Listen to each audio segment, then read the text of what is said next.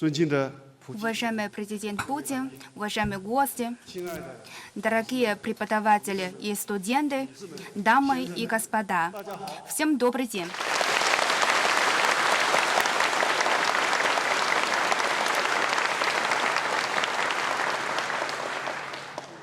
Я секретарь парткома Харбинского политехнического университета Xu Sihao. Для меня большая честь от имени всех преподавателей и студентов нашего университета торжественно поприветствовать президента Российской Федерации Владимира Владимировича Путина.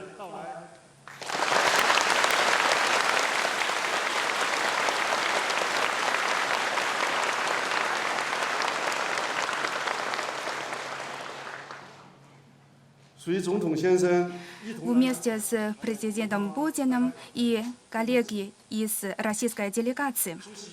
На мероприятии присутствуют гости с китайской стороны. Это заместитель министра иностранных дел Ма Чжаощу.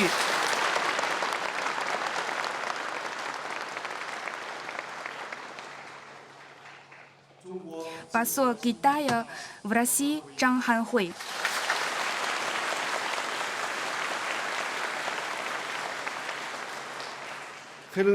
Вице-губернатор провинции Хэйлунцзян Чжан Чисян.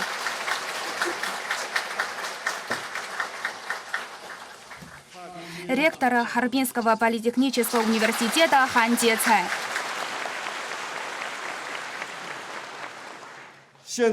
Также присутствуют представители преподавателей и студентов ХБУ. Приветствую всех.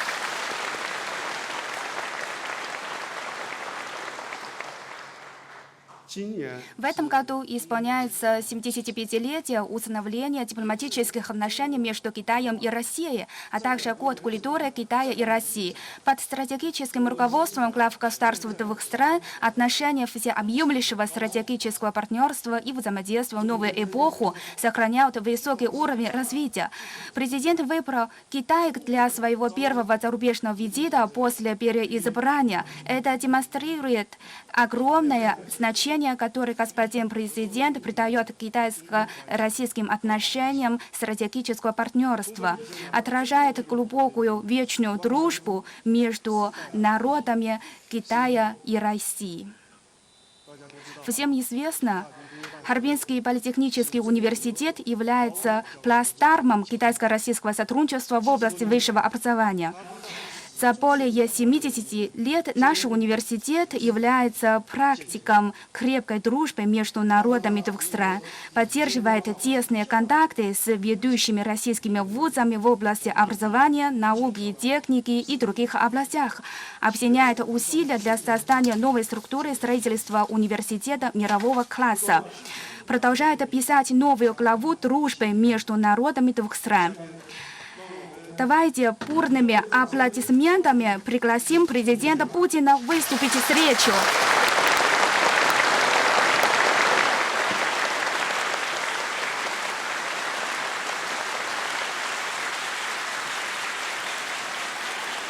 Спасибо большое. Спасибо, дорогие друзья.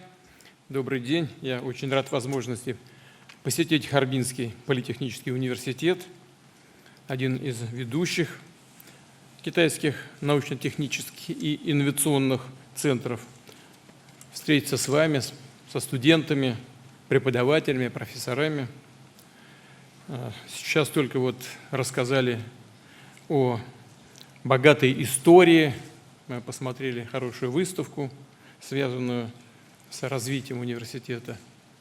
И вы это хорошо знаете, университет неразрывно связан с Россией с первых лет своего существования. Более того, он и создавался российскими специалистами более века назад, как российско-китайское техническое училище, которое готовило специалистов для китайской восточной железной дороги, важной транспортной артерии в Тихоокеанском регионе.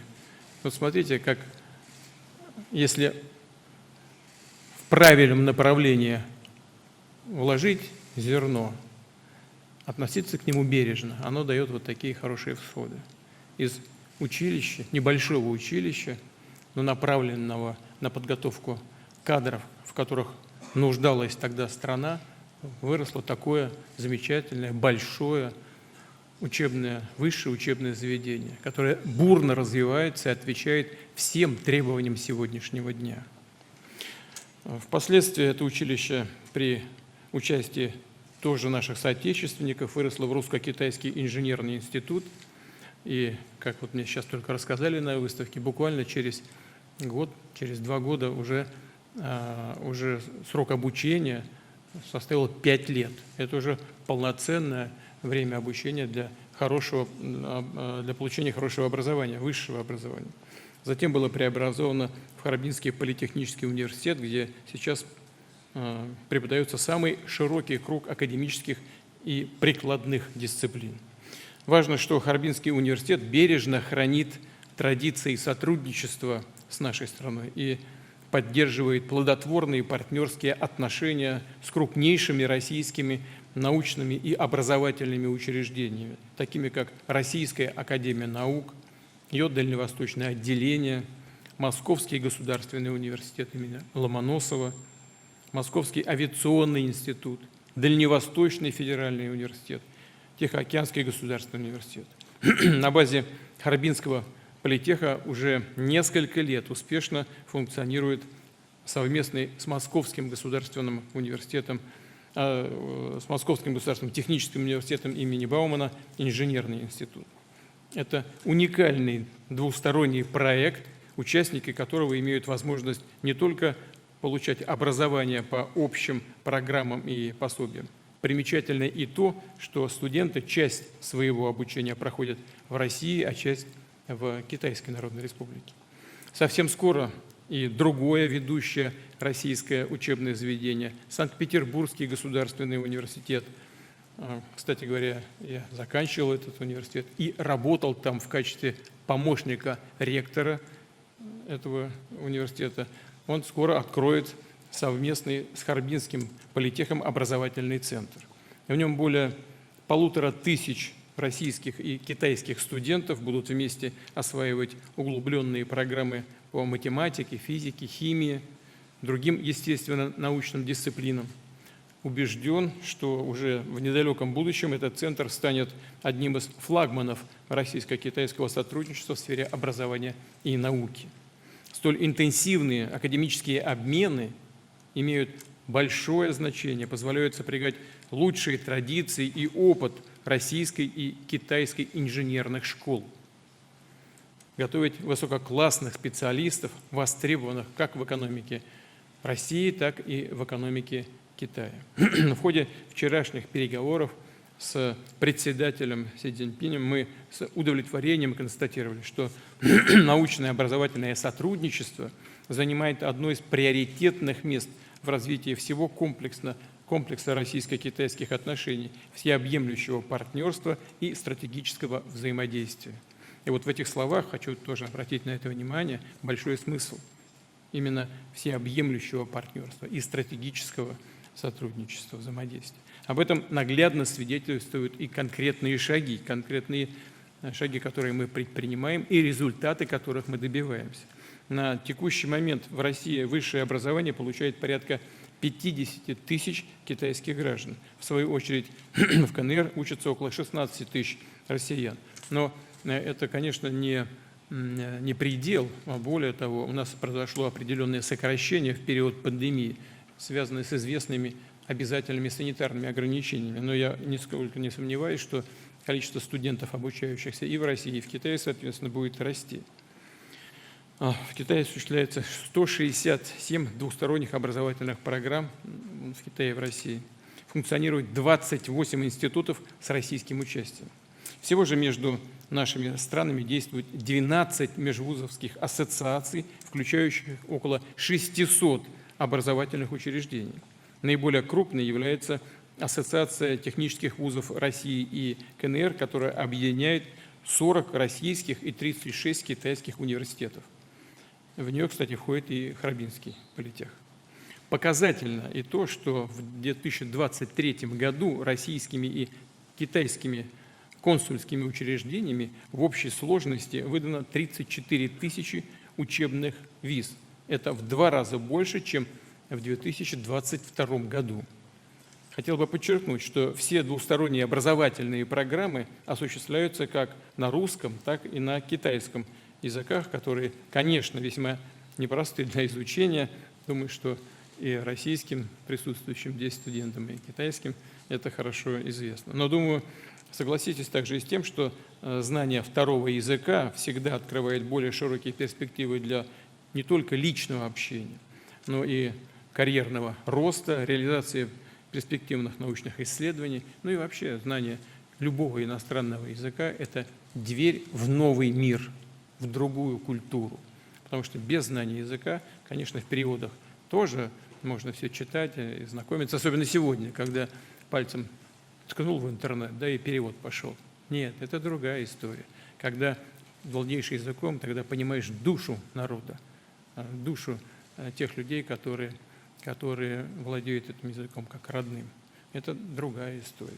Важно, что активные контакты поддерживаются не только по линии образовательных учреждений двух стран, но и между нашими учеными, которые ведут изыскания на передовой технического прогресса, причем в самых разных областях, в медицине, в биологии, создании инновационных материалов, освоении космоса, в микроэлектронике. Напомню в этой связи, что в 2020-2022 годах с большим успехом прошли перекрестные годы научно-технического и инновационного сотрудничества, в рамках которых было проведено более 1000 совместных исследований с участием ведущих научных центров и кафедр России и Китая. В этом контексте не могу не упомянуть и о том, что Харбинский университет является кузницей кадров для атомной промышленности КНР. И, к слову, его выпускники деятельно участвуют в реализации проектов Росатома по сооружению на территории КНР энергоблоков российского дизайна на Тяньваньской АЭС и АЭС Сюйдайпу. Возведение этих важных энергетических объектов идет в полном соответствии с графиком. Новые атомные блоки после входа в эксплуатацию внесут заметный вклад в энергообеспечение Китая и будут снабжать китайские предприятия, домохозяйства недорогой и чистой энергией. Кроме того, в КНР с участием России создана экспериментальная установка на быстрых нейтронах, на которой проводятся совместные фундаментальные исследования. Также идет строительство нового демонстрационного быстрого реактора. В свою очередь, при активном содействии китайских партнеров в подмосковном городе Дубна на базе Объединенного института ядерных исследований России строится уникальный ускорительный комплекс НИКа. Абсолютно уверен, эксперименты и опыты на этом коллайдере позволят совершить открытие поистине мирового уровня, двигать вперед научно-технический прогресс на благо не только наших двух стран, но и без всякого преувеличения на благо человечества. В ближайших планах российско-китайского прикладного научного сотрудничества, реализация и других прорывных мегасайенс-проектов, которые по масштабу не под силу в одиночку ни одной стране в мире, а вместе, объединяя усилия, мы, безусловно, очень много можем сделать. Имеются хорошие заделы в таких высокотехнологичных областях, как использование искусственного интеллекта в различных секторах экономики, обработка больших данных, квантовые вычисления. Россия и Китай вместе многое делают в сфере охраны природы, защиты биоразнообразия и противодействия климатическим изменениям. В настоящее время научные сообщества двух стран работают над техническими решениями, которые позволят радикально уменьшить углеродные выбросы. Реализуется программа создания так называемых карбонных полигонов. Мы уже в России осуществляем эти проекты. Тестируется технология снижения углеводородного следа. Запланированы совместные мероприятия в части сертификации зеленой электроэнергии, в водородной и ветровой электроэнергии. Естественно, российские и китайские студенты и преподаватели не только принимают участие в учебных и научных обменах, но и активно вовлечены в двусторонние культурные и общественные проекты, творческую, волонтерскую деятельность. То есть все вы, уважаемые друзья, вносите реальный вклад в развитие дружеских, добрососедских, российско-китайских отношений. И позвольте мне искренне пожелать вам в этом успехов, новых открытий, новых свершений и хорошей, интересной карьеры и личного успеха, и вашей работы на благо вашей Родины, на благо Китая, на благо народа Китая, ну и на благо развитию российско-китайских отношений и российско-китайской дружбы. Благодарю вас за внимание. Спасибо.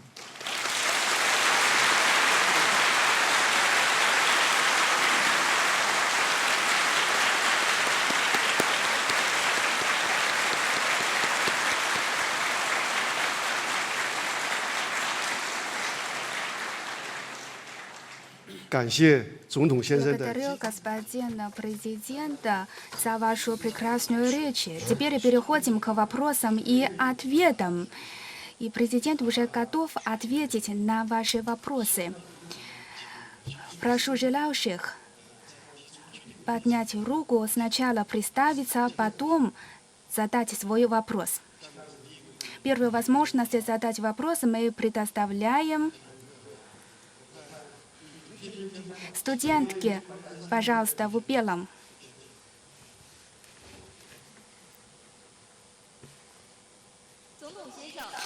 Уважаемый господин президент, здравствуйте. Меня зовут Лу Чжи, специальность химия. Я учусь по двухдипломной программе ХБУ и СПбГУ. Я бакалавр. Общее пожелание Китая и России способствовать взаимопониманию и укреплять социальную основу вечной дружбы между народами двух стран. Как говорят, главное в отношениях между странами – это близкие душевные чувства между народами. Как вы думаете, как молодежь может еще больше углубить культурные обмены, чтобы укрепить взаимопонимание, солидарность и справиться с вызовами? Спасибо. Для того, чтобы добиться результата в любом виде деятельности, нужно, во-первых, любить то, чем вы занимаетесь. Если вы любите, вы точно будете думать о каждых деталях того, чем занимаетесь, днем и ночью.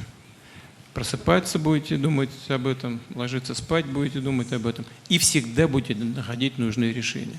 Но в сегодняшнем мире, особенно в науке, образовании, очень, да, вообще в экономике, очень важно одно обстоятельство, которое без всяких сомнений создает конкурентные преимущества при достижении целей.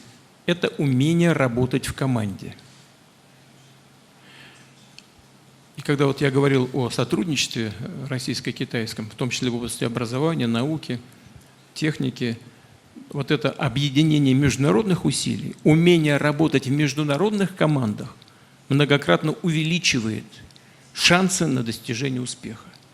Молодые люди, которые устремлены в будущее, думают о будущем, работают над ним, конечно, объединяя свои усилия, могут многого добиваться вместе. Россия и Китай уже многое сделали на этом пути.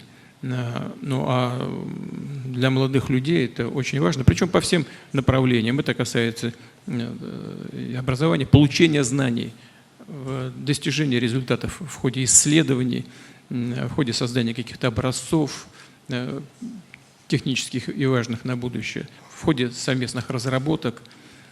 Здесь очень важно последовать одному правилу. Не думать, как самому стать, как кого-то победить, а думать, как самому стать лучше. И объединяя усилия мы добиваемся как раз этого результата. Так что за вами будущее. Только пожелать успехов можно, а мы, вот касается и руководителей ведомств, и государств, мы сделаем все, чтобы создать для вас такие условия.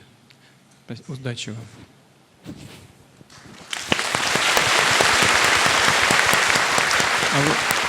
Можно, извините, пожалуйста, может быть, мы поступим демократично, здесь вот много студентов, все руки поднимают, я буду просто выбирать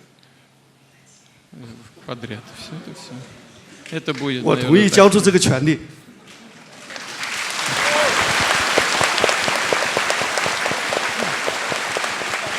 Да. Кстати говоря, у нас не только вопросы и ответы, может быть, есть какие-то идеи у вас, соображения, пожелания, как организовать учебные процессы и взаимодействие между странами и между вузами.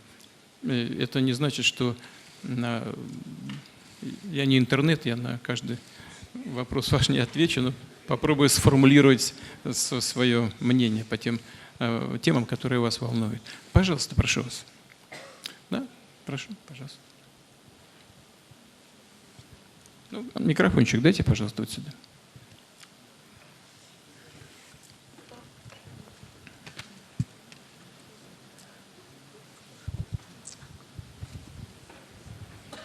Да, господа президенты, приветствую вас. Меня зовут Чубревич Владимир Владимирович.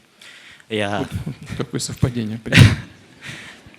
Я ученик Харбинского политехнического университета, второй курс, факультет китайский язык и литература. Так как мы знаем то, что сейчас очень много учеников из России, которые хотят иметь возможность и имеют возможность и на данный момент учатся в Китае. Что вы думаете насчет этого повода? Что лучше для человека из России получить российское образование или китайское образование, чтобы вложить развитие не только в свою страну, и в китайскую страну? Спасибо. Это не важно, где вы получаете образование, важно, чтобы оно было качественным. Это первое. И второе. Надо самому научиться учиться.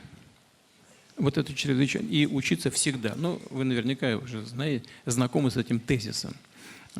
И сейчас такие формы образования, во всяком случае, в России мы их внедряем, не знаю, как здесь, вот в университете. Студент сам может выбирать определенные курсы. В Петербургском университете, в Московском это внедряется. Можно часть курса проходить в одном учебном заведении, часть можно проходить курсов в другом учебном заведении. Получение образования сегодня должно быть и складывается таким образом на практике, должно быть очень гибким, с тем, чтобы у человека была возможность выбрать для себя наиболее перспективное направление развития и получить те знания, которые, как он считает, нужны для достижения его жизненных целей. И вот то, что вы выбрали, здесь учитесь, это хороший выбор, это хорошее учебное заведение с традициями, с очень хорошим уровнем подготовки преподавательского, профессорского состава.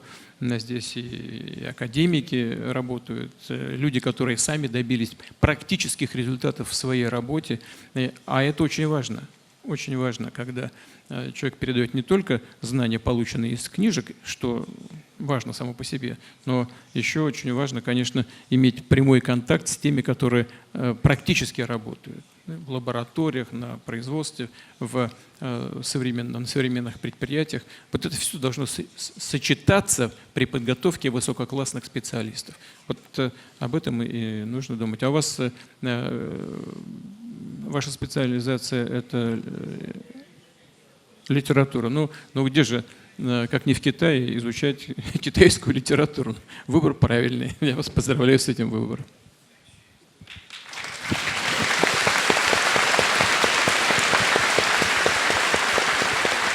Пожалуйста.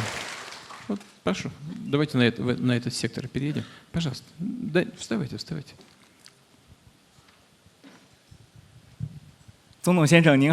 Господин президент, здравствуйте. Я студент первого курса.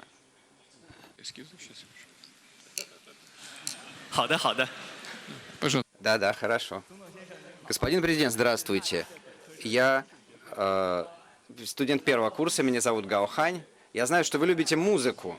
В 2017 году вы в Пекине, когда участвовали в форуме «Один пояс, один путь», вы на рояле сыграли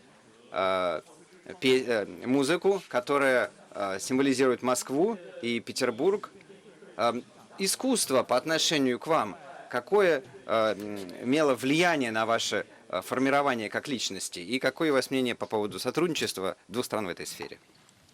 Это очень важное направление работы, потому что ну, в культуре отражается весь народ, вся его история. А что касается китайской культуры, это одна из древнейших культур в мире. Это мы очень хорошо знаем, и в России, в Китае наверняка не только знают, но и гордятся этим, и правильно делают, есть чем гордиться. Одна из древнейших культур. Так или иначе, основополагающие фундаментальные вещи китайской культуры так или иначе проникали во все культуры мира, культуры других народов мира. Что касается музыки, то музыка универсальный вид искусства. Ведь это не литературное творчество, там ничего не написано. Это даже не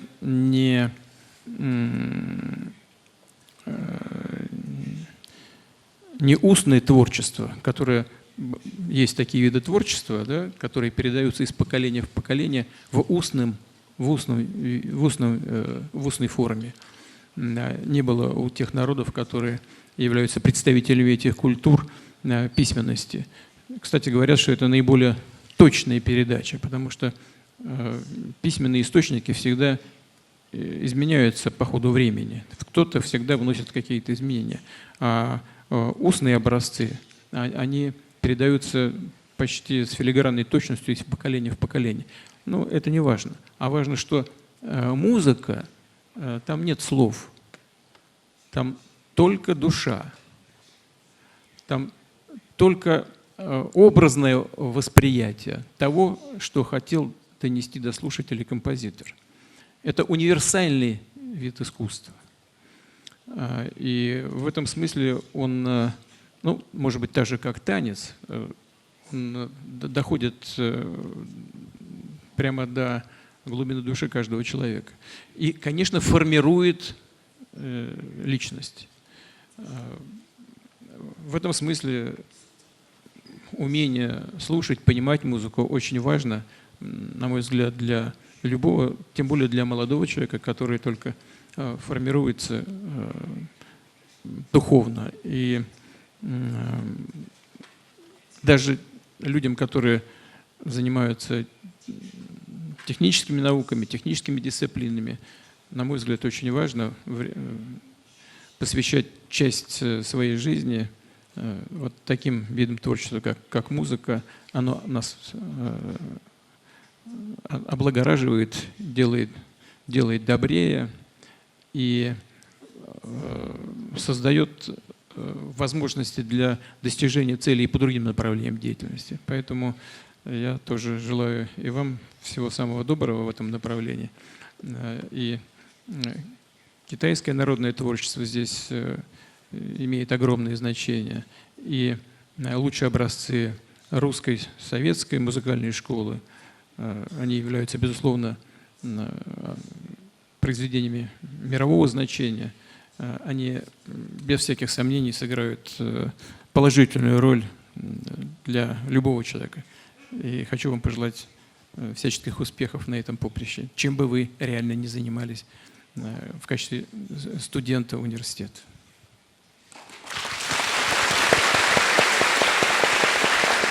Да, давайте, вот, пожалуйста, там рука поднята. Да, дайте, пожалуйста, микрофон. Здравствуйте, Владимир Владимирович. Да. Меня зовут Оксана. Я являюсь студенткой Харбинского университета. Также я являюсь представителем Ассоциации российских студентов.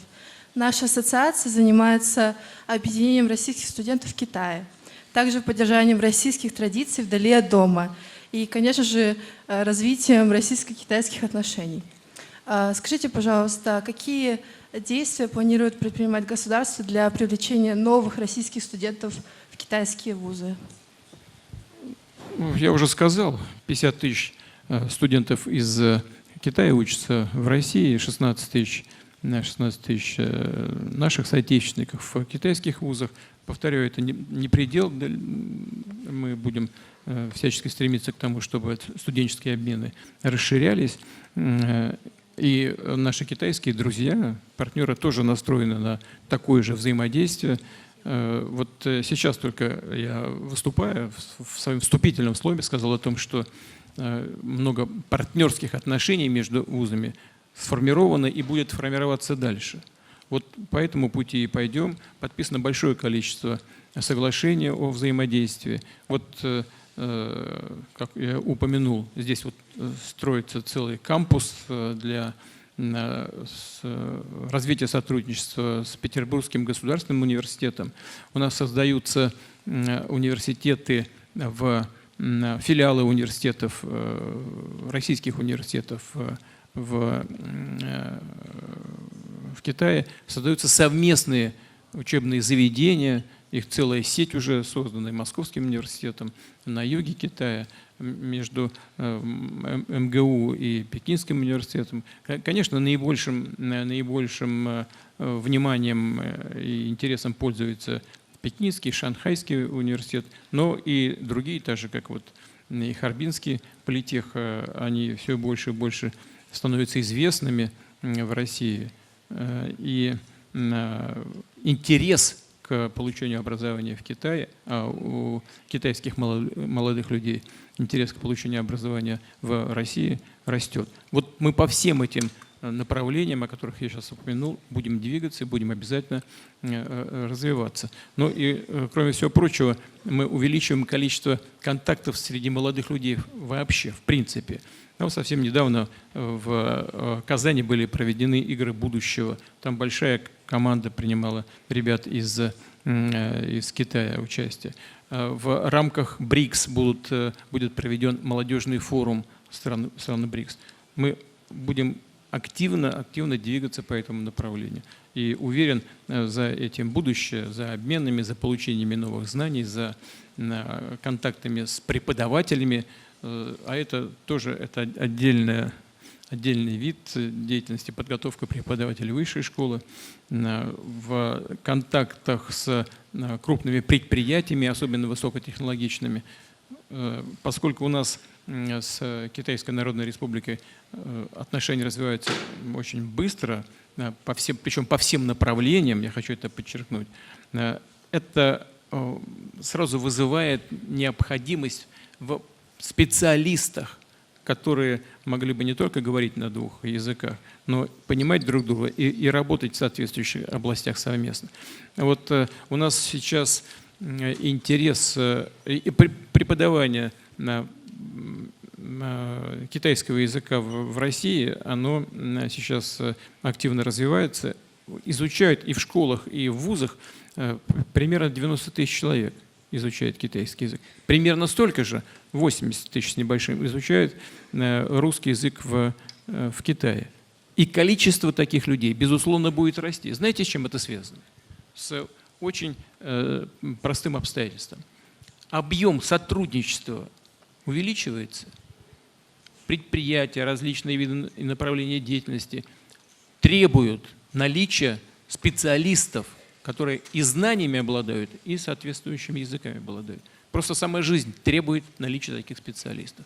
И мы со стороны государства будем делать все, чтобы этот процесс обязательно поддерживать. Потому что без наличия специалистов, в том числе и со знанием языка, двигаться в развитии всех вопросов стратегического характера просто невозможно. Так что этот процесс, без всякого сомнения, будет государствами с обеих сторон поддерживаться.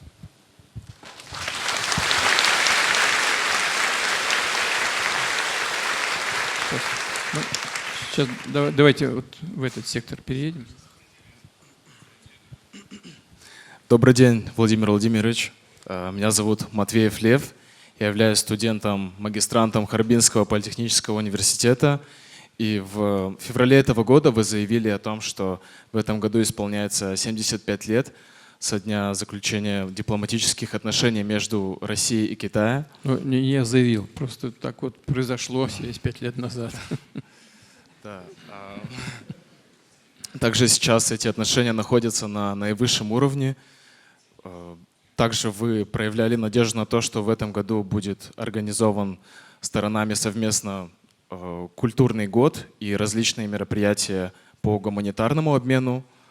Поэтому мы хотели бы знать, будет ли сотрудничество в сфере культуры способствовать сотрудничеству и обмену в сфере науки, технологий и инноваций, и какую в этом роль будут играть иностранные студенты.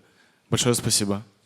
Я вот уже сказал, что, да, собственно, я сказал, вчера мы открыли вместе с нашим другом, представителем Китайской Народной Республики, год культуры в России и Китае. В обеих странах будет проведено большое количество мероприятий по линии культуры. Это значит, что будут проведены выставки, проведены семинары, пройдут выступления наших известных коллективов творческих в обеих странах.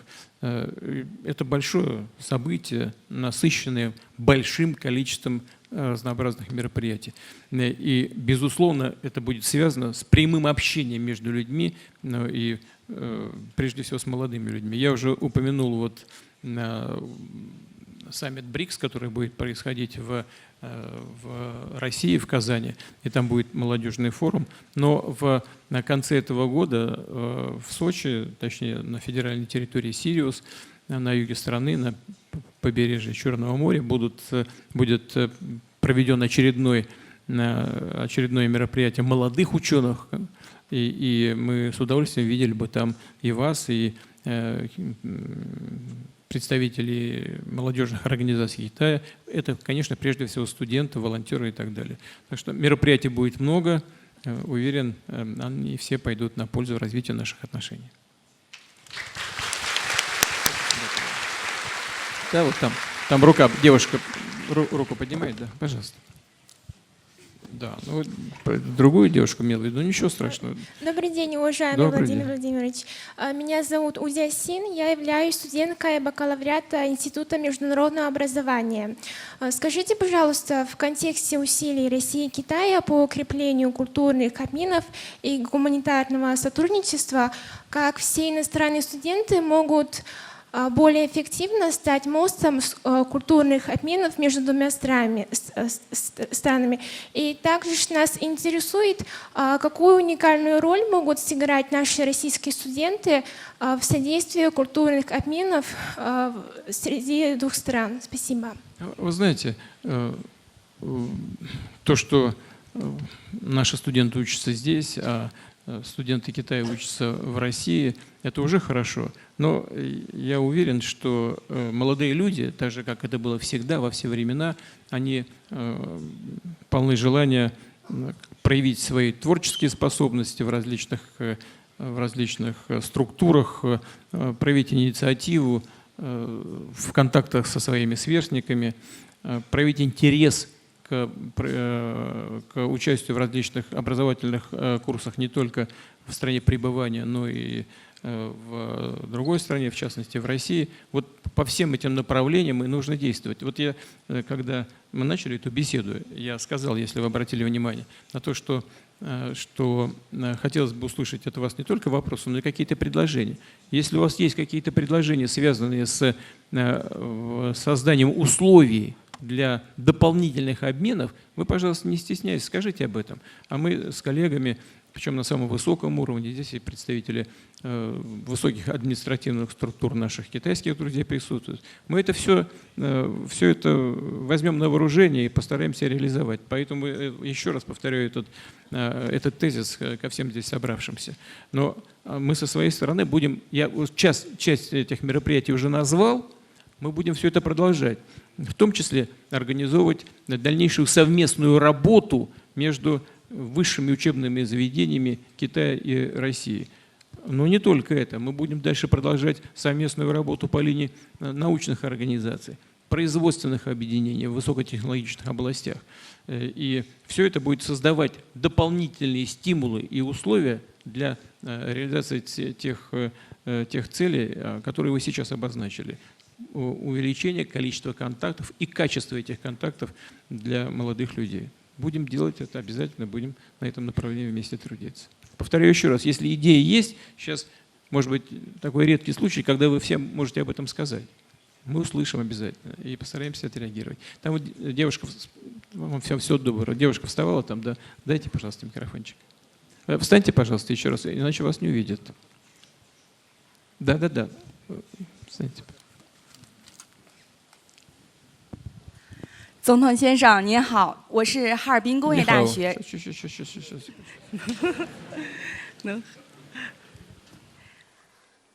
Да, господин президент, здравствуйте. Я студентка с факультета общественных наук и гуманитарных наук ХПУ. В России сейчас очень большое внимание уделяет развитию дальневосточных регионов, а Китай — северо-востока Китая. Что вы думаете по поводу возможного будущего такого сотрудничества этих двух регионов? Спасибо вам за этот вопрос. Это дает мне возможность просто сказать о важности направления развития Дальнего Востока России и северо-востока Китая. Это же соседние регионы. Самая большая протяженность границы — 3000, по-моему. Здесь инфраструктуру мы улучшаем. Мы все делаем в России для того, чтобы создать условия для развития Дальнего Востока.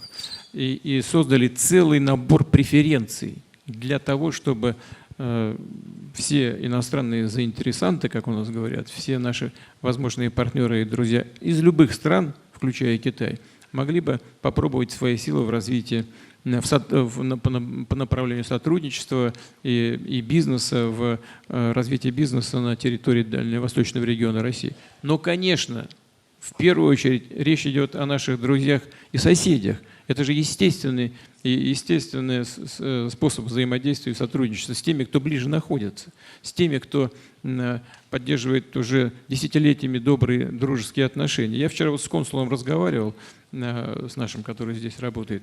Он говорит, очень хорошая обстановка здесь, в Китае и в Харбине создана для сотрудничества, причем на бытовом уровне. У нас, уверяю вас, на Дальнем Востоке все то же самое. Конечно, это очень важно. Это чрезвычайно важно, когда создается такая доброжелательная обстановка, я бы сказал, даже очень важно, на бытовом уровне, когда люди приятны друг другу, хотят общаться друг с другом, стремятся друг к другу и доверяют друг другу. Это очень важное обстоятельство для развития сотрудничества на самом высоком уровне. У нас это есть. И это огромное преимущество перед всеми другими регионами. Что касается того, что мы делаем, как у нас в таких случаях говорят, субстантивно, содержательно, мы, конечно, создаем благоприятные условия для развития бизнеса в Дальневосточном регионе. Целая сеть создана, территория опережающего развития, преференции по налоговой системе, в таможне, там, свободный порт Владивосток и целая сеть преференциальных режимов. Но в Китае, здесь вот в провинции, в Харбине, здесь давно уже идут наши друзья, ваши старшие товарищи по пути создания преференциальных режимов для развития этих территорий, этой провинции. И это хорошо получается. Здесь нам нужно самым внимательным образом относиться к тому, что мы делаем, и обмениваться опытом, использовать опыт друг друга для того, чтобы создавать наилучшие условия. Вот результат для Дальнего Востока России, я полагаю, есть, мы видим это. Ну, например, объем инвестиций в дальневосточный регион в 3 раза больше, чем во все другие территории Российской Федерации. Все-таки это, видимо, говорит о том, что инвесторы отвечают на те предложения, которые мы делаем. Но мы стараемся создать условия не только для бизнеса, для ведения бизнеса, мы стараемся создать условия и для жизни людей. В том числе создаем там, ну это касается, конечно, прежде всего российских граждан, создаем преференциальные условия для получения жилья, прежде всего для молодых семей и тех семей, у которых появляются дети. Мы развиваем там ускоренными темпами медицину, и здесь тоже одно из направлений сотрудничества. Мы создаем сейчас очень крупный культурный кластер во Владивостоке, где будут и музыкальный театр, опера и балета, приличный, очень хороший, мирового класса. Музыкальная школа, хореографическое училище, где будут филиалы ведущих вузов страны, Эрмитажа, Русского музея, московских музеев. Я очень рассчитываю на то, что этот кластер будет притяжением для всего Азиатско-Тихоокеанского региона. Ну, конечно, прежде всего для наших друзей и соседей. И в том числе и для того, чтобы молодые люди, девушки, юноши могли бы получать и образование и по этим дисциплинам, могли бы выступать друг у друга, обмениваться лучшими практиками и работать в этих очень интересных и важных для людей направлениях. Так что перспективы для развития сотрудничества, на мой взгляд, очень хорошие. И все зависит не только от нас, от тех, кто это делает, но от наших общих усилий, в том числе и от таких молодых людей, заинтересованных, как вы. Спасибо.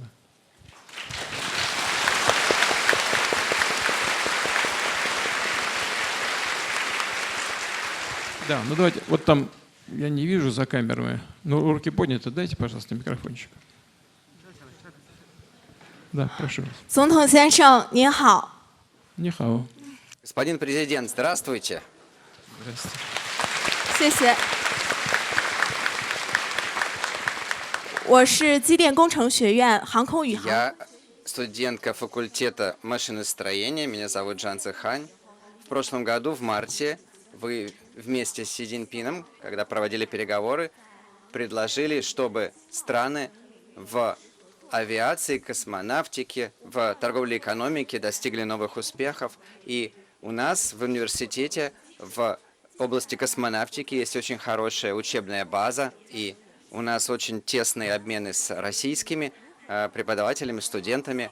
Как вы смотрите к тому, чтобы вузы двух стран и научные учреждения дальше продолжали и развивали сотрудничество в этих сферах? Я смотрю на это очень положительно.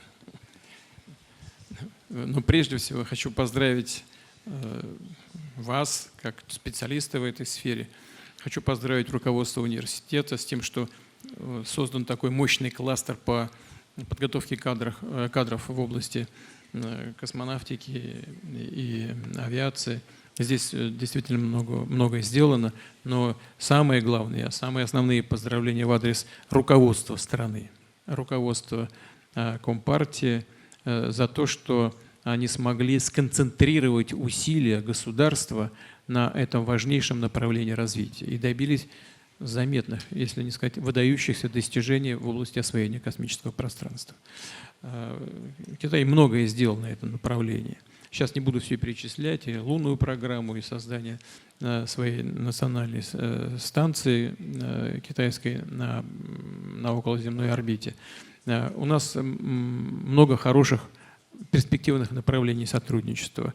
У России есть замечательные компетенции. Россия в значительной степени была, а по некоторым направлениям остается лидером в освоении космического пространства.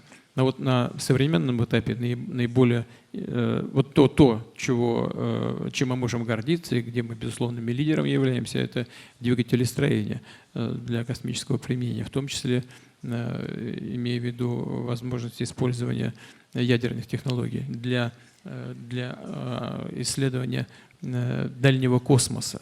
У нас есть и другие вещи, которыми мы гордимся и, безусловно, будем их развивать. Но это все очень капиталоемкие программы, в том числе, скажем, освоение дальнего космоса, освоение Луны. А здесь у нас с китайскими друзьями есть совместные планы. Мы, работая по всем этим направлениям, конечно, будем нуждаться в специалистах, которые востребованы как с одной стороны, так и с другой, и могут работать в командах, совместных командах, о которых я уже говорил в начале нашей встречи. Поэтому вот что касается космоса, здесь так же, как сам космос, возможности безграничные для сотрудничества. А что касается авиации, здесь тоже интересные направления. Они у нас не так быстро развиваются, как бы, честно говоря, мне хотелось, но работа по созданию собственного широкофюзеляжного самолета – это, на мой взгляд, тоже одна из интересных и, главное, нужных тем. Вот, конечно, нам нужно сотрудничество со всем миром, и прежде всего с теми структурами в мире, которые добиваются наилучших результатов по тому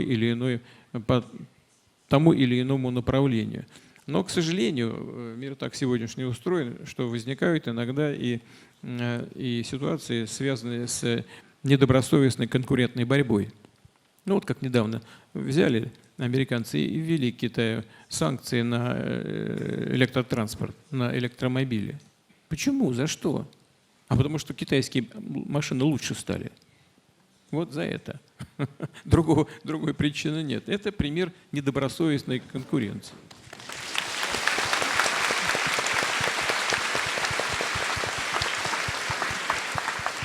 То же самое касается и, скажем, авиации. Ну вот мы сейчас в России столкнулись с этими ограничениями. Но есть и оборотная сторона медали. Да, это не очень хорошо, что мы столкнулись с этими трудностями, но хорошо то, что это побуждает нас к более интенсивной работе, собственной работе по этому направлению. А с учетом того, что и Китай сталкивается с такими же трудностями в большем, меньшем объеме, но мы видим, что это происходит в современном мире. Поэтому нужно обладать по ключевым направлениям собственными компетенциями. Нужно по ключевым направлениям развития быть самим в состоянии производить высокотехнологичные вещи, в том числе без которых страна обойтись не может. Но в том числе имеется в виду и авиационная техника. Другое направление – это у нас вертолетостроение. Наши китайские друзья в свое время обратились с предложением и просьбой совместно поработать по созданию тяжелого вертолета. И вот по этому направлению мы двигаемся достаточно успешно. Надеюсь, мы вместе создадим хорошую машину на базе нашего тяжелого вертолета. Есть и другие перспективные направления. Во всяком случае, это то, чем мы должны точно совершенно вместе заниматься. И мы будем это делать. Я желаю вам успехов. Надеюсь, вы тоже будете включены в эту работу. Вы и те, кто здесь сидит в зале и занимается этой проблемой.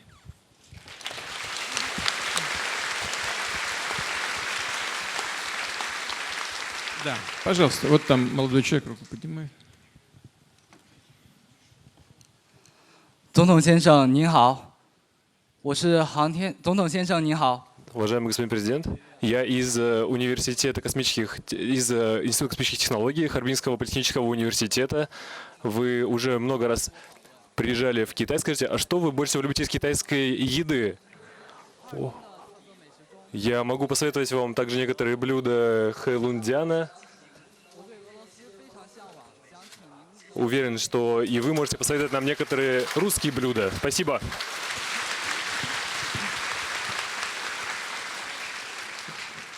Как хорошо, что человек, который занимается космосом, думает о еде. Быть, у нас Пушкин говорит, быть можно дельным человеком и думать о красе ногтей. Это вот, имеет отношение к данной ситуации. А вообще, честно говоря, такой не праздный вопрос. Ведь кухня любого народа, любой нации – это тоже часть его культуры, часть культуры этого народа. И вот таких великих мировых кухонь на самом деле не так уж и много. Китайская, безусловно, одна из них. Что я больше всего люблю здесь, могу сказать то, что я больше всего знаю, но это знают во всем мире. Мне даже стыдно, что я не могу назвать этих наименований. Но утку по-пекински знают все. В России точно 100%, например. И вот вчера мой друг и председатель КНР угощал меня вот такой уткой по-пекински. Честно вам скажу, там 2 кусочка их лежат. Я думаю, я съем только 1 кусок. Ну, понимаете, да? Вот. Но не мог удержаться, съел и второй, понимаете, уж больно было вкусно.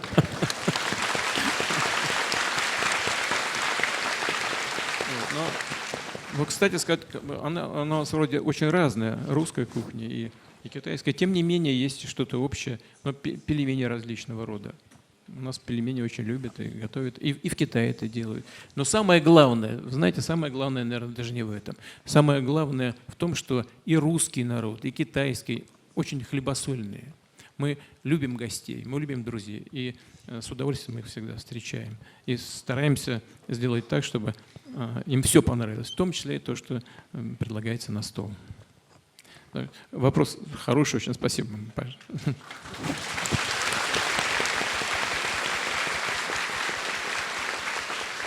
Да, ну, прошу вас, давайте вот на этот сектор переберемся. Добрый день, уважаемый Владимир Владимирович. Меня зовут Константин. Я являюсь студентом Института международного образования. Я с детства знаю вашу историю, и благодаря вашему великолепному руководству Россия смогла достичь успехов в самых различных областях. Помимо глубокой благодарности, вы являетесь примером для всех нас. Ваша настойчивость и дальновидность всегда вдохновляли меня на рост. Владимир Владимирович, как вы смогли развить эти великолепные качества? Спасибо.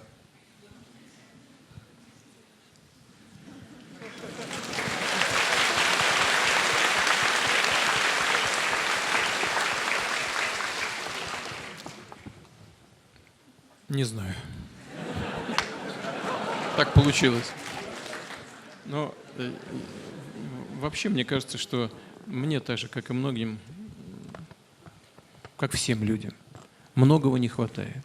Я еще должен работать над собой. И вот, а может быть, сейчас я ответил на ваш вопрос.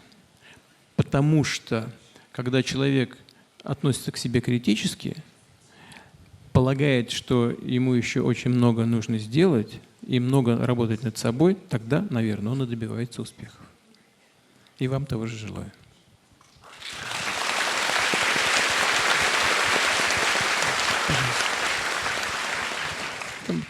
Да, пожалуйста. Сейчас, секундочку. 普京先生，Господин президент, здравствуйте. Я студентка Института электроники ХПУ. И для меня большая честь задать вам вопрос. Я харбинка, и добро пожаловать на мою малую родину, в Харбин. И я хочу услышать о ваших впечатлениях об этом городе. Спасибо. Вы знаете, скажу, вот как думаю. Я справки читал, я здесь первый раз, но я когда справки читал, перед тем, как сюда приехать, и все там написано, что вот сохраняется, значит, какое-то русское, российское начало, особенно в центре. Я сейчас даже выступая сказал об этом. Ну, вроде все так и есть, но все-таки самое такое основное впечатление, если можно так выразиться, заключается в мощи Харбина.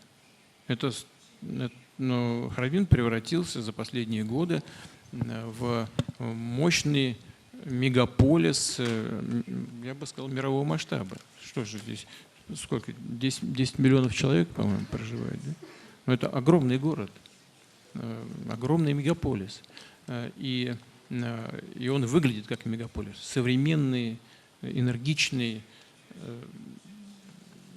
такой, знаете, развивающийся. Вот это видно по ритму жизни. И вам повезло, что вы живете в таком городе, как Харбин. И я хочу только извиниться перед жителями города за то, что с нашим приездом, я это увидел, приняты такие достаточно жесткие меры обеспечения безопасности. Это, я не виноват, честно могу сказать.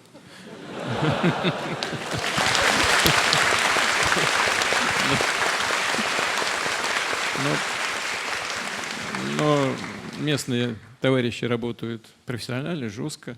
Я все понимаю. Наверное, так и надо. Но, во всяком случае, это вызывает определенные неудобства для граждан. Здесь пресса работает. Извините, пожалуйста. Значит, мы скоро уедем. У вас жизнь вернется в нормальное русло.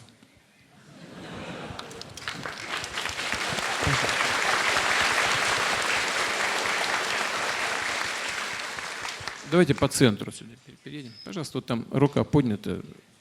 Дайте, да, все равно кому, дайте, пожалуйста. Только давайте уже, да, там не будем время тянуть. Да. Здравствуйте, Владимир Владимирович. Меня зовут Элмира, я являюсь... Учусь на магистратуре на первом курсе, бакалавр училась в Санкт-Петербургском политехническом университете. Политех хороший институт, Да. точно. Вы уже сегодня упоминали недавно проблему специалистов и знаний языка и говорили о каких-то предложениях, о каких-то проектах. Я знаю, что в сфере дипломатии между языками есть, например, модель ООН на базе университетов. Строится модель ООН. Что строится? Модель ООН. Строится модель ООН, и разные группы на разных языках практикуют так язык. Но как нам быть людям, которые просто учат китайский язык, а потом хотят быть инженерами, например, или химиками? Ну и что? Что вам мешает? Вот я знаю одну девушку, такая молодая особа, она учила иностранные языки. По-моему, 5 сейчас языками владеет. А потом защитила кандидатскую по высшей математике. И что? Отлично. Как наше государство может помочь студентам, которые изучают в России китайский язык, в дальнейшем получить дополнительное образование? По другой специальности? Да, да. А почему? У нас это можно сделать, пожалуйста. У нас же не запрещено получать второе высшее образование. Но для этого нужно еще больше времени, еще 5 лет. Можно ли соединить это речь о продолжительности жизни, наверное. Да? Можно учиться нужно постоянно. Послушайте, конечно, знать язык другого народа – это очень интересно и очень важно, особенно в современном мире. И повторяю, даже никакой компьютер, переводчик не заменит живого знания языка. Есть разве трудности какие-то с получением какого-то дополнительного образования, после изучения языка? Ну, на моем примере это выглядит так, что, окончив бакалавриат, я столкнулась с проблемой практики. То есть? То есть не было реальных кейсов в университете. Университет дал очень многое, но, к сожалению, выходя на рынок труда, нужно было прям окунуться в сферу определенную, опять же, смотря на сегментацию рынка. Там, это ВЭД, или, например, это торговля, да, или уходить в инженерию, это другой язык. Или, например, уходить в химию, это другой язык. Но пока что... Другая лексика вы имеете в виду? Да. Проблема в лексике и в отсутствии знаний. То есть если идти и учиться на что-то другое, на второе образование, да, нужно как бы понимать перспективу, нужно понимать, на российском рынке это будет востребовано или нет, нужно понимать, будет ли это интересно работодателям. Это непростой вопрос, и это не вопрос, это проблема. Да? Это проблема, и очень правильно, что вы ее формулируете. Я подумаю, что можно сделать дополнительно, обязательно посоветуюсь с коллегами, с тем, чтобы было больше информации. Да? Я так понимаю, в этом корень, как сказать, всего вопроса. Надо, чтобы у молодых людей, у специалистов было больше информации о том, где они могли бы применить свои знания. Но здесь мы стараемся сейчас у нас в стране это сделать, наладить больший прямой контакт с будущими работодателями, с тем, чтобы человек, когда учится, получал бы уже практические навыки, имел бы практику на наших крупных, прежде всего, конечно, инновационных компаниях, и чтобы мог определить свою будущую специализацию. Но вот в вашем случае, когда вы просто изучаете язык, да, потом вам нужно выбрать какое-то направление дальнейшего образования, но для этого сначала нужно выбрать то, чем вам хочется заниматься. А здесь вы самый лучший себе советчик.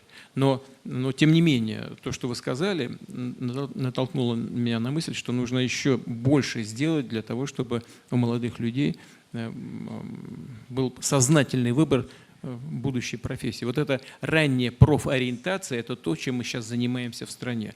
Усилим это направление. А если я могу чем-то помочь, скажите, я с удовольствием это сделаю.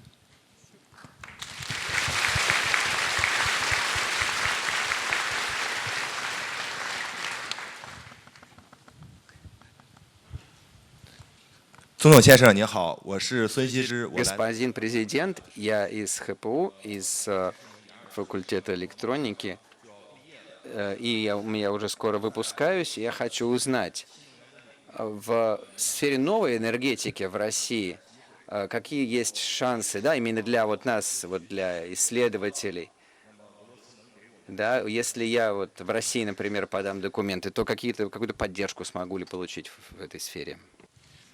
Вы знаете, работодатель, он же достаточно капризен. Он смотрит на будущего специалиста, на молодого специалиста, так достаточно критично, всегда старается подобрать нужного ему человека для исполнения конкретной работы. Именно поэтому я сейчас, только отвечая вашей коллеге, которая здесь тоже учится, я сказал, что мы в стране в России стараемся сейчас наладить по широкому профилю контакты с будущими работниками предприятий.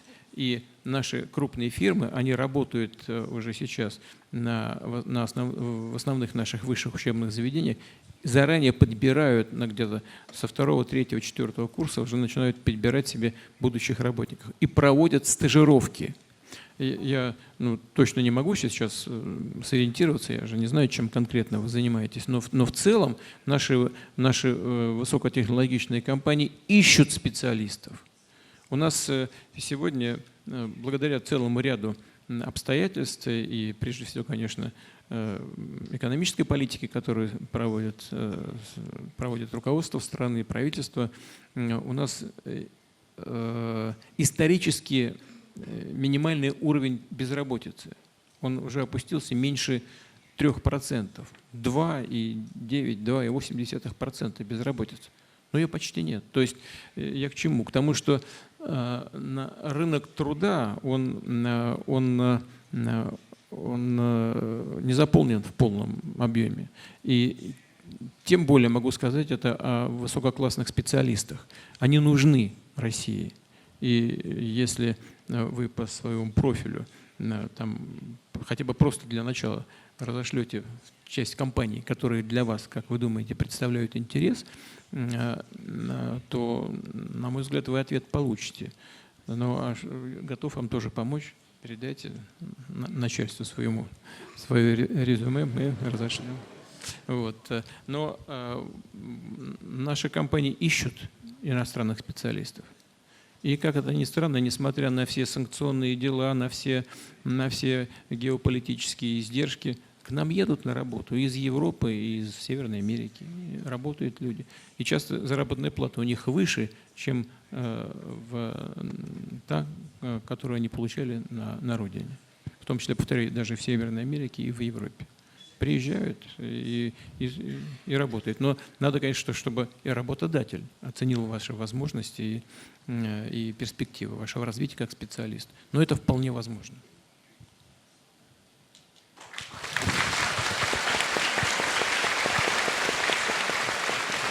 Сейчас. Вот давайте сюда подальше переедем, а то там за камерами не видно.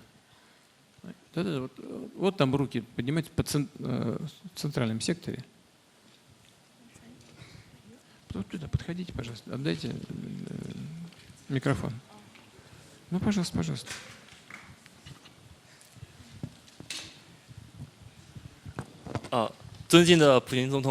Уважаемый президент Путин, я также из Космического института, учусь в магистратуре. Вы только что упомянули, что у нас крепкое сотрудничество во всех сферах. Я хотел бы спросить относительно навигационных систем, спутниковых навигационных систем, а также исследований Луны.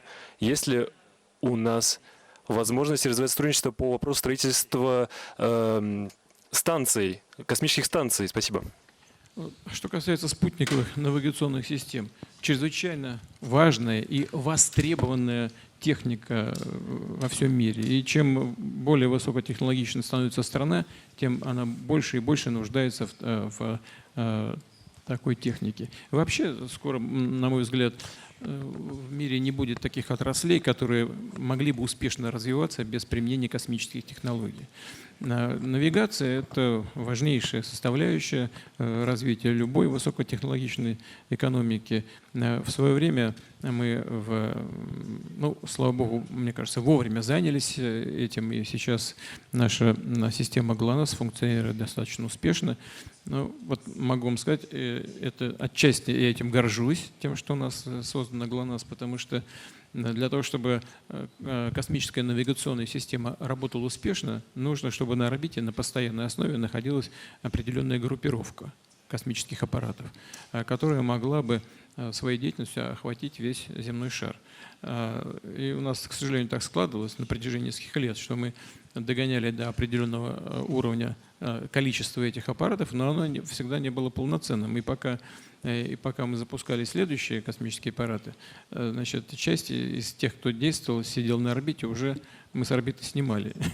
В конце концов, это привело к такому серьезному разговору в правительстве с Минфином. Я говорю, мы так и все время будем добрасывать на орбиту недостаточное количество аппаратов. Нам нужно создать, в конце концов, полноценную группировку. Это всегда связано с бюджетным финансированием. Но, тем не менее, мы определились, эту полноценную космическую группировку создали. Первое. Второе, мы сейчас, я не знаю, надо спросить у коллег будет, сколько время существования на орбите китайских спутников, но мы время использования своих спутников на орбите, их жизненный цикл увеличили значительно. И она функционирует устойчиво. БДО китайская работает очень хорошо, и мы дополняем, конечно, друг друга, можем обмениваться информацией. Это очень важно для движения судов, для движения самолетов, для движения автомобильного и железнодорожного транспорта. Это существенным образом сокращает издержки, это снижает использование энергетических ресурсов на транспорте и по другим направлениям. Очень важная работа. И там нет предела совершенствованию. Точность сигнала и прочие параметры очень важны. Так что мы работаем по этому направлению и будем работать. Что касается Луны, да, это, повторяю, у нас есть вместе с нашими друзьями, с китайскими специалистами определенные планы. Это капиталоемкие проекты, но они очень интересные и очень перспективные. Ну вот, может быть, и вы тоже поучаствуете. Спасибо.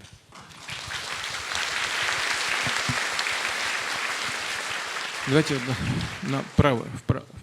Нет, здесь не были еще. Давайте в левый сектор переедем. Дайте, пожалуйста, микрофон.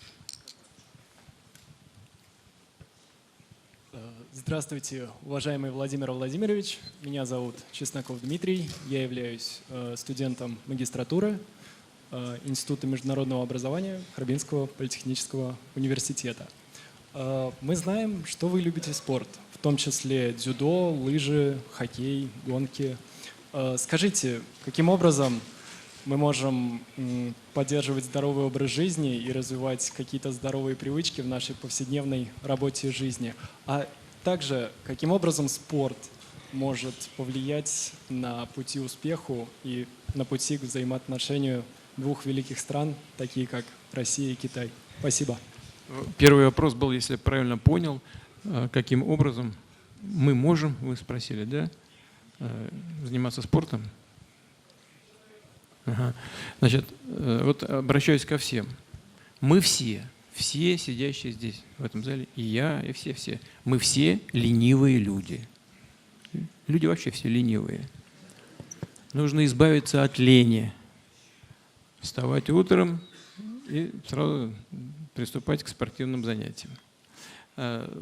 Значит, если не удается, значит, нужно выстроить график таким образом, чтобы обязательно каждый день какое-то количество времени было посвящено физической культуре и спорту. Каждый божий день. И когда это войдет в привычку, тогда вы не сможете без этого жить. И это очень правильный способ организации своего рабочего дня. Вообще, чем больше делаешь в течение дня, тем больше получается. Это всегда так. Не надо себя жалеть. Как только начинаешь себя жалеть, все, сразу начинаешь катиться вниз по всем показателям, в том числе и по спортивным. Ну, конечно, делать надо все с умом. С ума тоже сходить нельзя. Вот. Но заниматься нужно каждый день. Выбрать для себя интересные перспективные занятия и делать это с удовольствием. Конечно, важно, чтобы все делалось с удовольствием. Ну а что касается сотрудничества по спортивным, по взаимодействию в спортивной области, то оно является очень важным, на мой взгляд, и вообще между странами, и между Россией и Китаем в частности. Мы все время говорим, что Россия – великая спортивная держава. Но я с полным основанием могу сказать, что и Китай – великая спортивная держава. Мы гордимся тем, что мы проводили на высочайшем уровне самые крупные международные соревнования. И Китай это делает, причем делает с блеском, очень хорошо. И наше взаимодействие здесь только повышает наши возможности. Причем это важно и в спорте высоких достижений, это важно и на уровне физической культуры и массового спорта. Я не знаю сейчас, просто у меня нет этих данных, не знаю, сколько человек занимается на постоянной основе в Китае, в процентном отношении.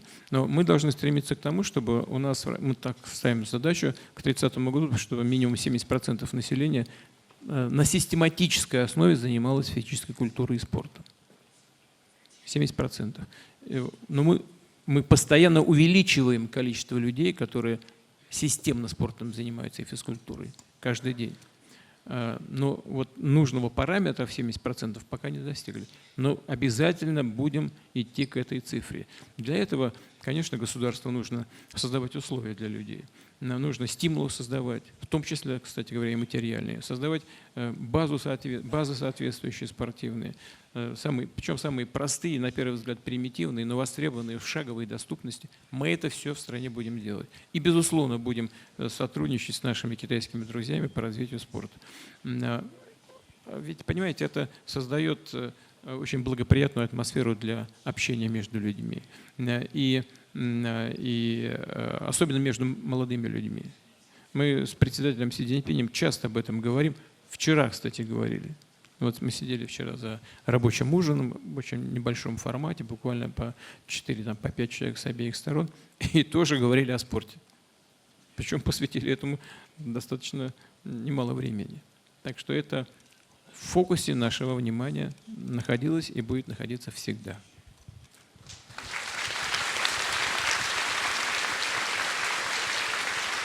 Да, пожалуйста, прошу вас. Да. Вот, пожалуйста, вот сюда. Да, вот молодой человек. Встаньте, пожалуйста. Вставайте.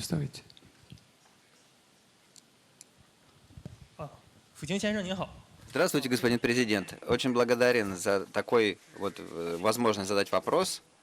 Меня зовут Вэй Дун Цзэ. Вы только что сказали, что Вселенная, она бесконечна, и наши перспективы сотрудничества бесконечны. И есть у меня много тоже студентов других, друзей, которые очень интересуются российской и культурой, и успехами в сфере космонавтики. Я хотел бы спросить у вас, обмены между государствами, между городами. Вы говорили тоже про пограничное сотрудничество. Как страны могли бы, правительства двух стран, сделать так, чтобы молодые люди им было более удобно узнавать и о технологиях, и о культуре другой страны-соседки? Ну, если говорить о таких примитивных вещах, ну, на первый взгляд, примитивных. Создавать инфраструктуру общения, создавать различные форумы, организовывать мероприятия, что мы и делаем, я уже о некоторых говорил, наверное, нет смысла повторяться. Хочу просто подчеркнуть, что мы понимаем, что нужно создавать такие форматы, и будем это делать. И, кстати говоря, вот объявленный нами вчера с председателем КНР перекрестном годе культуры тоже ведь направлен, собственно говоря, на это. Надо создавать и технологические инфраструктуры, надо создавать условия для совместной работы в области спорта, культуры, образования, совместной деятельности. Мы все это делаем и все собираемся делать, продолжать эту работу. У нас сейчас, скажем, по линии муниципалитетов между различными муниципалитетами Китая и России заключено 300 договоров о партнерстве. И в это тоже ведь включаются разные группы населения. И, кстати говоря, прежде всего молодые люди. Вот мы это поддерживали и будем, безусловно, поддерживать дальше.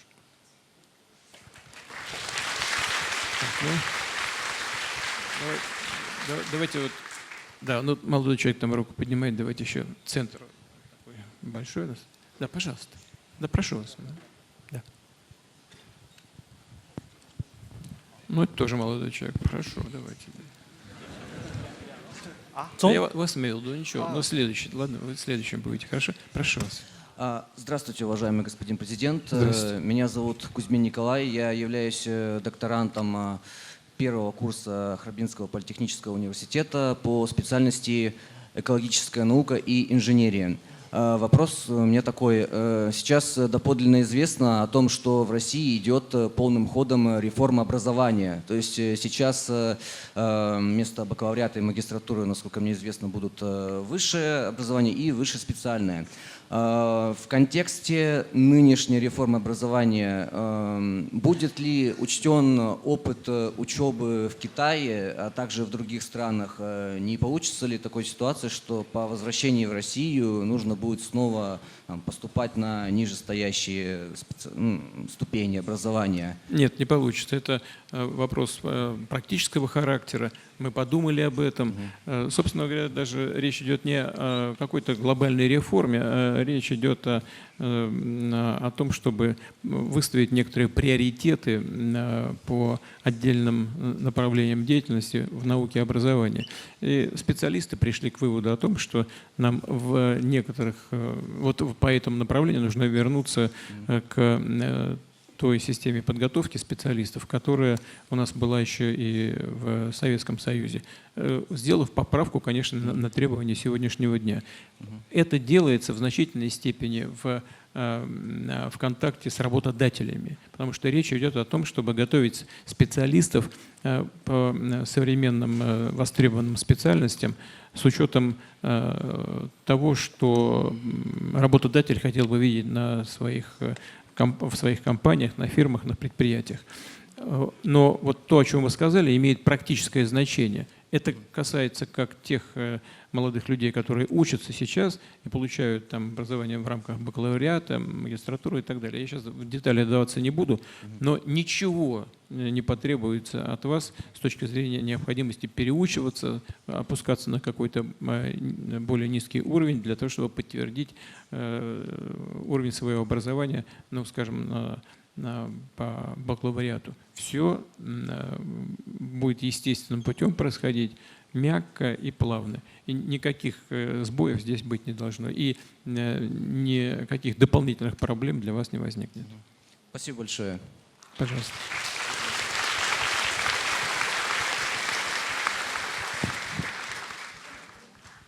Да, вот там сзади молодой человек поднимался уже. Встаньте, пожалуйста. Вы так скромно себя ведете. Вот за камерой там. Вы же поднимались. Да. Пожалуйста, дайте, пожалуйста, микрофон. Не дают микрофон.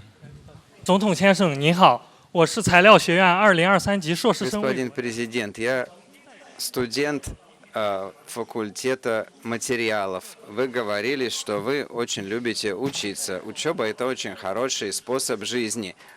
Есть ли у вас еще вот привычка читать? У вас такой напряженный график, Вы успеваете читать книги, художественные произведения? И кто повлиял из писателей на вас наибольшее влияние? Спасибо. Мне очень хочется сказать, я такой образованный, у меня такой сложился стереотип читать постоянно. Ну, не могу вам соврать, но, к сожалению, не получается читать вот так, как бы хотелось. Ну, книжки у меня на тумбочке перед кроватью лежат. И я иногда их открываю. И правда, когда вот удается это делать, я делаю это с удовольствием. Что касается влияния литературы на формирование человека, то, конечно, является одним из основных.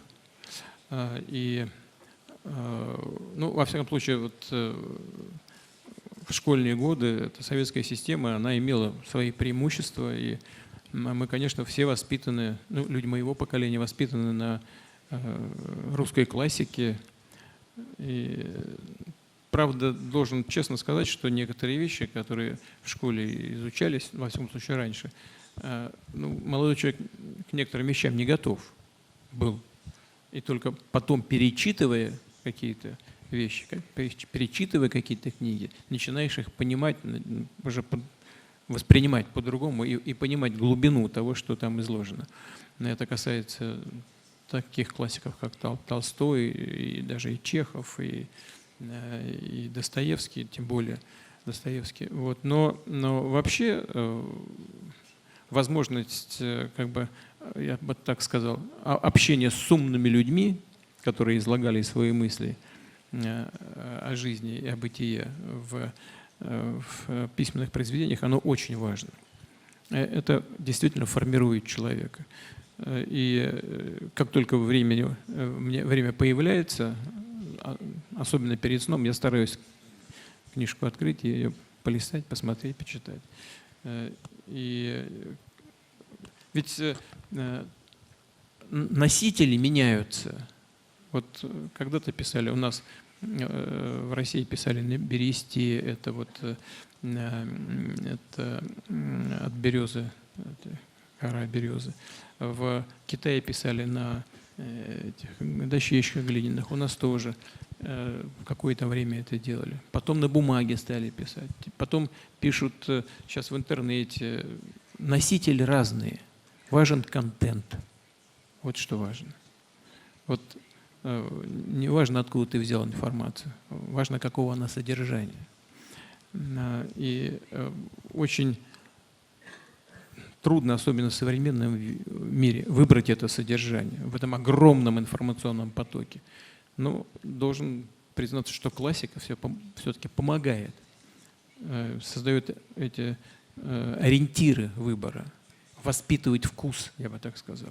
И это очень важно. Поэтому вот как бы не хотелось, мне кажется, кликнуть там что-то, посмотреть в интернете, все-таки общение с книгой имеет значение.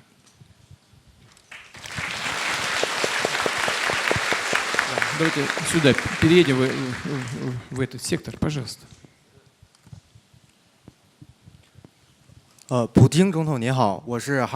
Здравствуйте, господин президент. Я из Института энергетики. У нас есть разработки совместные двигателей, и я в Москву ездил, да, вот по тематике авиадвигателей на исследование. Вот какие могут быть меры со стороны двух правительств, да, для поддержки исследований в таких технологических сферах и для обучения языку страны-партнера? Спасибо. У вас очень интересная, очень востребованная специальность. И это как раз то, чем Россия гордилась и чем мы гордимся сейчас. Двигателестроение в целом в России было развито, сейчас развивается. Некоторые вещи мы их утратили после развала Советского Союза, потому что у нас некоторые двигатели производились в других частях Советского Союза, не в России, ну, морские двигатели в частности. Но мы очень быстро все компетенции восстановили. Все, что нужно, как специалисты говорят, оморячили, то есть вот создали двигатели морского назначения. У нас хорошо развиваются авиационные двигатели строения. И вот буквально несколько лет назад мы создали такой двигатель, авиационный, который раньше не производили на протяжении предыдущих, по-моему, 20 лет, а может 25. И сейчас делаем еще более мощный двигатель для широкофюзеляжных самолетов. Все получается. Я в контакте со специалистами, которые этим занимаются. И здесь, безусловно, нам есть чем гордиться. И это то, что может быть предметом нашего сотрудничества с нашими китайскими друзьями. Потому что если мы все-таки будем в конце концов делать, а мне бы очень хотелось, чтобы мы делали совместно широкофюзеляжный дальнемагистральный самолет, вот как раз этот двигатель там бы пригодился. Ну, так в целом он и для нас будет востребован. Почему я об этом говорю? Потому что рынок нужен. Вот наши друзья это прекрасно понимают. Мы готовы предоставить технологические решения. Нужен рынок. Китайский рынок огромный. Если мы будем штучно производить, это будет нерентабельно. А разработки хорошие. Но, правда, мы можем его использовать, этот двигатель, не только для гражданской авиации, не только для Ил-96, на котором я летаю сейчас, но можем и для военной авиации использовать этот двигатель, для транспортной авиации. Ну, здесь много вариантов, есть над чем работать, и есть хорошие перспективы сотрудничества. То, что вы в Москву съездили, это хорошо, но я думаю, что нужно чаще бывать в Москве, а вашим коллегам почаще приезжать в соответствующие научно-исследовательские центры в Китае. И успех будет обеспечен. Вам хочу пожелать этого успеха. И думаю, что нам пора заканчивать.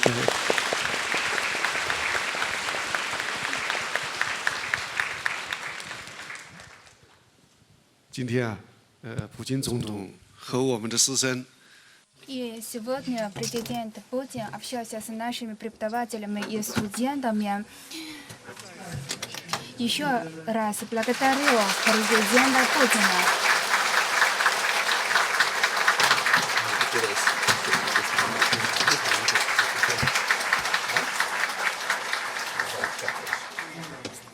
Чтобы поблагодарить президента за его визит, мы приготовили подарок. В 50-е годы прошлого века более 70 советских специалистов приехали сюда, чтобы помочь в строительстве нашего университета. Они сыграли очень важную роль для развития нашего университета и оставили много ценных воспоминаний. Мы сделали альбом с фотографиями советских специалистов, которые работали и жили здесь. Мы хотим подарить его президенту Путину, чтобы выразить огромную ценность и добрые пожелания дружбе между Китаем и Россией. Прошу ректора академика Хан Децай от имени университета подарить его президенту Путину.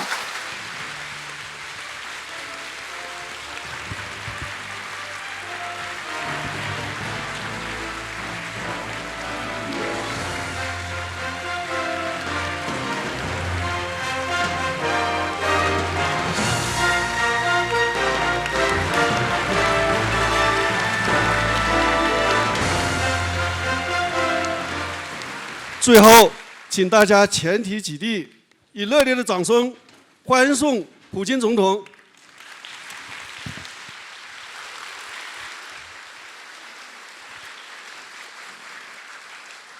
Спасибо за ваши аплодисменты, спасибо за терпение, с которым вы меня слушали, и спасибо за эту такую заинтересованную живую беседу. Хочу вам всем пожелать всего самого доброго в вашей жизни, в вашей карьере. Вы люди молодые, амбициозные, только что набираетесь необходимых знаний. Уверен, все они будут востребованы. Всего вам самого доброго. Спасибо большое. Спасибо.